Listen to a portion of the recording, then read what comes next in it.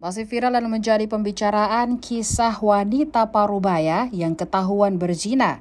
Tidak sekedar main serong, si emak-emak ternyata selingkuh dengan menantunya sendiri.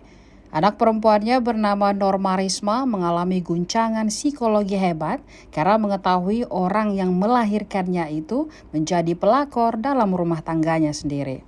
Diperparah lagi karena si ibu ketahuan berhubungan badan dengan menantunya itu di dalam rumahnya.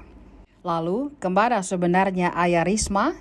Kisah wanita yang diselingkuhi suaminya dengan ibunya sendiri itu viral usai diunggah akun TikTok Norma Risma pada Senin 26 Desember 2022. Pantauan tribuntimur.com, dalam video tersebut Risma mengaku tak percaya jika pria berinisial R itu sudah selingkuh dengan ibu kandungnya.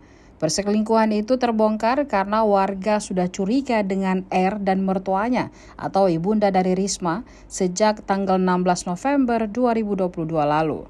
Warga memergoki ibunda Risma dan pria inisial R itu tanpa busana di dalam kamar saat Risma sendiri sedang berangkat bekerja. R yang kala itu panik lalu kabur ke kamar mandi, sementara mertuanya lemas tak berdaya karena digerebek warga. Risma sendiri begitu terpukul dan memutuskan untuk menggugat cerai suaminya.